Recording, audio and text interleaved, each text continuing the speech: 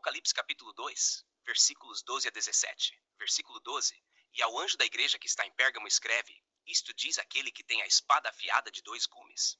Versículo 13. Conheço as tuas obras e onde habitas, que é onde está o trono de Satanás. E retens o meu nome, e não negaste a minha fé, ainda nos dias de Antipas, minha fiel testemunha, o qual foi morto entre vós, onde Satanás habita. Versículo 14. Mas umas poucas coisas tenho contra ti, porque tens lá os que seguem a doutrina de Balaão, o qual ensinava Balaque a lançar tropeços diante dos filhos de Israel, para que comessem dos sacrifícios da idolatria e se prostituíssem. Versículo 15. Assim tens também os que seguem a doutrina dos nicolaítas, o que eu odeio. Versículo 16. Arrepende-te, pois, quando não, em breve virei a ti, e contra eles batalharei com a espada da minha boca. Versículo 17. Quem tem ouvidos, ouça o que o Espírito diz às igrejas. Ao que vencer, darei a comer do maná escondido, e dar-lhe-ei uma pedra branca, e na pedra um novo nome escrito, o qual ninguém conhece senão aquele que o recebe. Explicação dos versículos. Contexto histórico de Pérgamo. Localização e importância. Pérgamo era uma cidade localizada na Ásia Menor, atual Turquia, conhecida por sua grande biblioteca e centro cultural. Era a capital da província romana da Ásia e um importante centro político e religioso. A cidade era também famosa pelo altar de Zeus, que era chamado Trono de Satanás, devido à sua importância no culto pagão. Religião e cultura. Pérgamo era um centro do culto ao imperador romano e de várias divindades pagãs, como Zeus, Atena e Asclépio, cujo símbolo era uma serpente, associada à cura e à medicina. O culto a esses deuses e a adoração ao imperador eram exigidos aos habitantes da cidade, e os cristãos que se recusavam a participar eram frequentemente perseguidos. Explicação, versículo por versículo. Versículo 12. Isto diz aquele que tem a espada afiada de dois gumes. A espada de dois gumes é uma referência à palavra de Deus que é poderosa e penetrante. Hebreus capítulo 4, versículo 12. Jesus se apresenta como aquele que julga e separa o verdadeiro do falso. Versículo 13. Conheço as tuas obras e onde habitas, que é onde está o trono de Satanás, e retens o meu nome, e não negaste a minha fé, ainda nos dias de Antipas, minha fiel testemunha, o qual foi morto entre vós, onde Satanás habita. Jesus reconhece a dificuldade de ser cristão em Pérgamo, um lugar dominado por idolatria e culto pagão. Mesmo assim, a igreja manteve a fé em Cristo, mesmo durante a perseguição que levou à morte de Antipas, um mártir da fé. Versículo 14. Mas umas poucas coisas tenho contra ti, porque tens lá os que seguem a doutrina de Balaão, o qual ensinava Balaque a lançar tropeços diante dos filhos de Israel, para que comessem dos sacrifícios da idolatria e se prostituíssem. A referência a Balaão é uma alusão à história do Antigo Testamento, onde Balaão, por ganância, ensinou Balaque a seduzir os israelitas ao pecado. Números capítulos 22 a 25. Em Pérgamo, alguns membros da igreja estavam adotando práticas imorais e idólatras, semelhantes àquelas que Balaão incentivou. Versículo 15. Assim tens também os que seguem a doutrina dos nicolaítas, o que eu odeio. Os nicolaítas, mencionados anteriormente na carta à igreja de Éfeso, promoviam uma mistura de práticas pagãs e cristãs, incentivando a participação em festas pagãs e imoralidade sexual. Cristo expressa sua aversão a essas práticas. Versículo 16. Arrepende-te, pois, quando não, em breve virei a ti, e contra eles batalharei com a espada da minha boca. Jesus adverte a igreja para que se arrependa e se afaste dessas práticas imorais. Se não o fizerem, ele virá com julgamento, usando a espada de sua boca, ou seja, a palavra de Deus, para corrigir e punir. Isaías capítulo 11, versículo 4. Segunda carta aos Tessalonicenses, capítulo 2, versículo 8. Versículo 17. Quem tem ouvidos, ouça o que o Espírito diz às igrejas. Ao que vencer, darei a comer do maná escondido, e dar-lhe-ei uma pedra branca, e na pedra um novo nome escrito, o qual ninguém conhece senão aquele que o recebe. A promessa ao vencedor é dupla. Maná escondido simboliza a provisão celestial e o sustento espiritual que Deus oferece aos seus fiéis. O maná no deserto era um símbolo da provisão de Deus. Êxodo capítulo 16, versículos 33 e 34. E o maná escondido representa a comunhão íntima e sustento que Jesus dá. Pedra branca. No contexto romano, uma pedra branca era dada aos vencedores de competições, garantindo-lhes entrada em festas e celebrações. Aqui, ela representa a aceitação e justificação por Cristo. O novo nome simboliza uma nova identidade em Cristo, conhecida apenas pelo próprio e por Deus, indicando uma relação única e pessoal com Ele. Isaías, capítulo 62, versículo 2. Apocalipse, capítulo 3, versículo 12.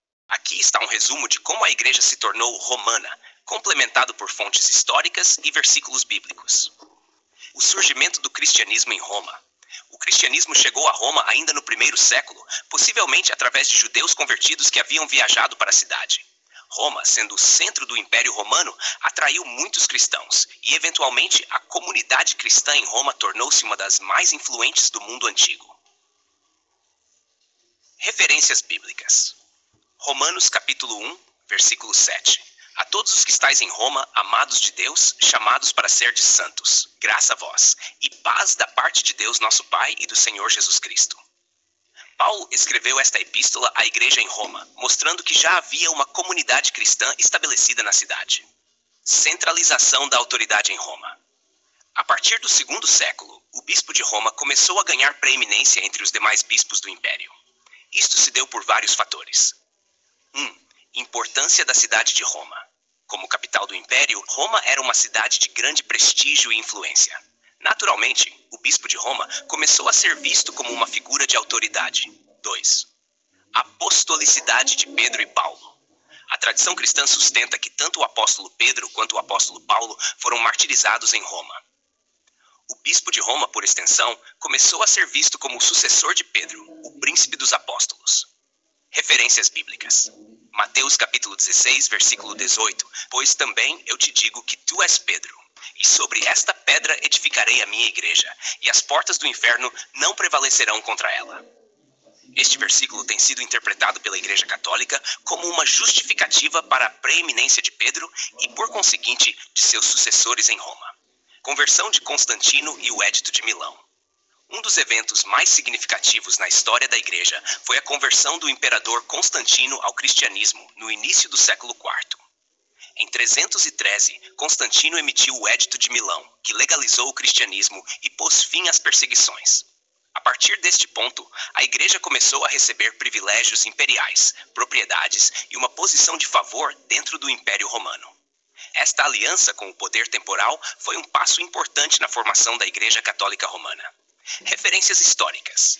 Édito de Milão, 313 DC.